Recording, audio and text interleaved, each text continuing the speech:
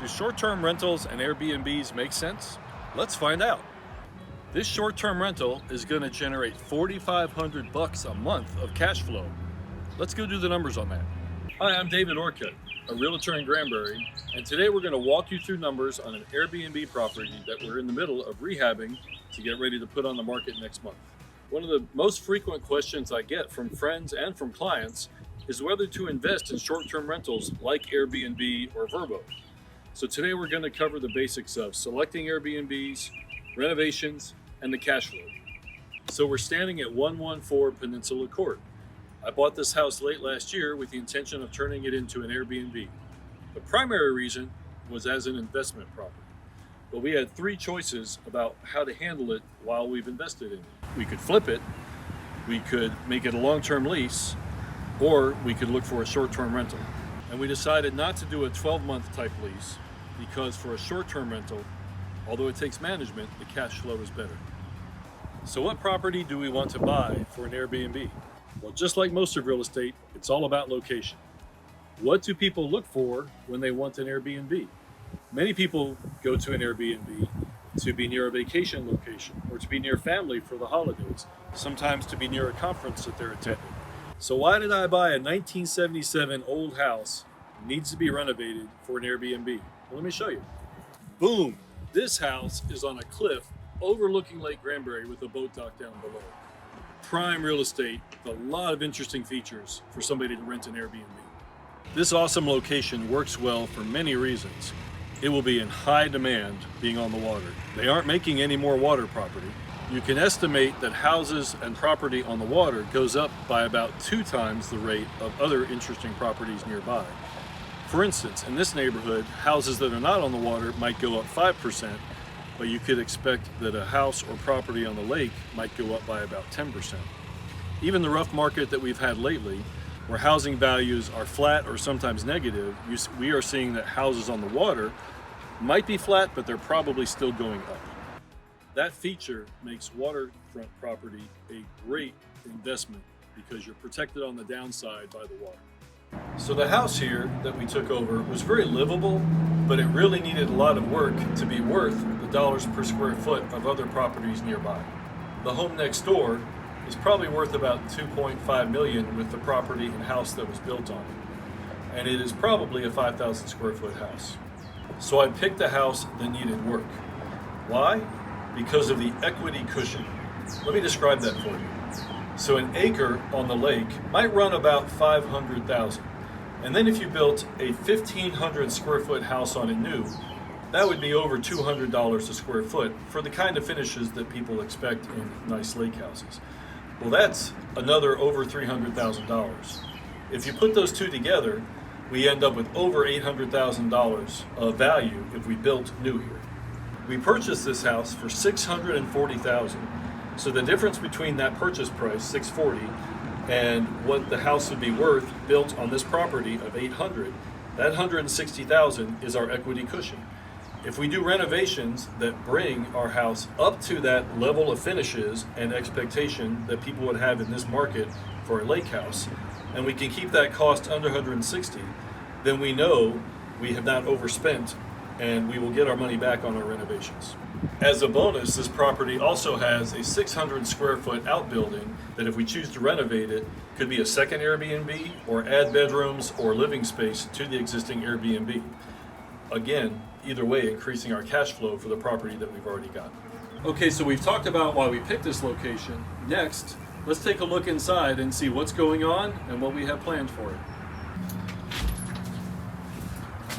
Good. So now we're inside 114 Peninsula. You can see this direction is our large living area, which is now filled up with our kitchen cabinets, which were about to be installed. If we go this direction, you can see where our dining room will be. We took out a pantry closet over here, and we're gonna make a dry bar because that will present very well in pictures for Airbnb. The dining room will have a great view of the lake through these windows. They're covered up for painting right now. They look straight out over the deck and out over to the lake. So the kitchen over here had very awkward layout with built-in place cabinets. Pretty easy to change, just cost a fair amount of money. At the same time, throughout the house, we're going to be replacing this thin layer of veneer flooring with LVT. Throughout the house, very consistent. But check out the huge windows in this sunroom. Nothing to fix here. A fantastic view of the lake from up high on the cliff. So the lawn and the landscaping died from neglect here. So we're gonna have to spend about $20,000 to put in new irrigation, new lawn, and replace a lot of the landscaping. This house had 2 bedrooms and 1 bathroom. This bathroom was not a bad size, but it was all pink. Nobody was gonna like this bathroom except the CEO of Pepto-Bismol. It also did not have a shower, so we had to rearrange everything, add shower. We're gonna have a double sink over here, toilets hidden back this way, and then a beautiful glassed-in shower right here. So it's a cute little house, but it would rent a lot better with 3 bedrooms, and 3 bedrooms are really gonna need another bathroom. So how do we add that space cost effectively? Well, an underused asset on this property is the carport. An Airbnb does not need a garage and certainly doesn't need a carport. That gives us about 250 square feet of space with a roof already and a foundation already. That makes it much less expensive to build in more square footage to the house.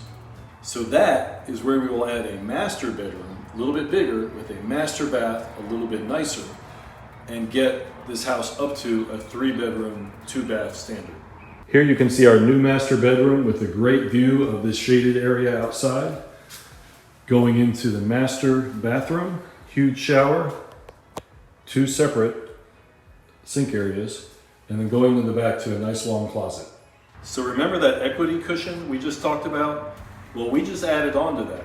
Adding 250 square foot of new square footage in the house, times that $200 or more per square foot, gives us another $50,000 of value that people would see at this house, taking us from that $800 to $850. In addition, because it's adding another bedroom and another bathroom and really bringing this house up to a sellable standard instead of a 2-1, it probably adds even more value than that. Okay, so let's review the numbers. For a long-term rental, like a 12-month lease, a house this size would normally rent for about $2,100. Now on the water, that's probably $3,000 and up each month. So for a short-term rental, the numbers are a little bit different. We expect this property to rent for $300 to $400 a day, depending on the day of the week and the season.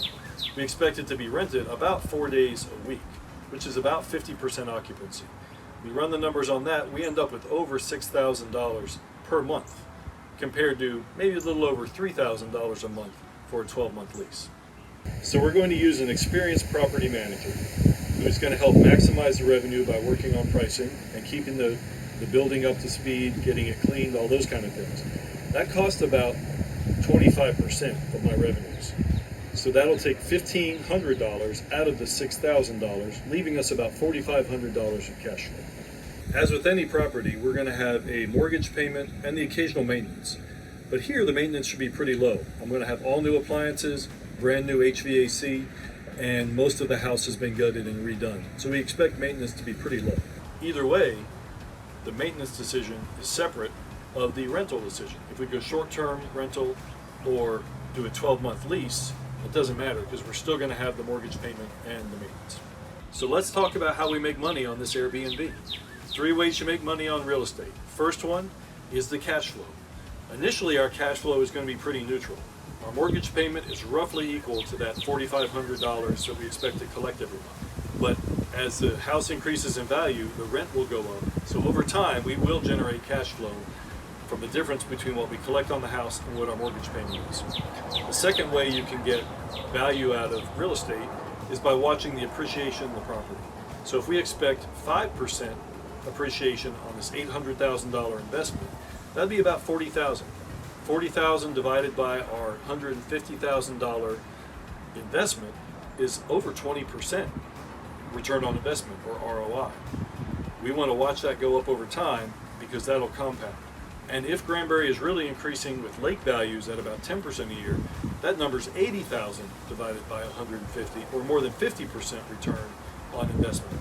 Now remember, we don't get that return, we don't get that money until we sell the house. Then the third way we have to make money on our property is my mortgage payment is being paid. We talked about that's equal to what I'm collecting, but that mortgage payment is paying down my loan. So over time, I owe less on it. So the equity I have by paying down my loan and the equity I get by the appreciation of the house means real estate's a fantastic investment. So we talk about Granbury being the place to work, play, and serve, and this property is all about playing. We're going to have the back dock with a boat that people can rent. We're going to have the deck out back to relax on. We're going to have a playroom that has a lot of games and things to keep the kids busy, big old TVs. Be a great place to relax. So what do you think? Do you think we can make this renovated house into a great short-term Airbnb? I'd love to hear your comments below. Let me know what you think. Or if you'd like to buy this, maybe I'll sell it. But better yet, give me a call and we'll find a place for you to invest in Airbnbs here in Granbury, where we can analyze all the numbers and find the place that's right for you.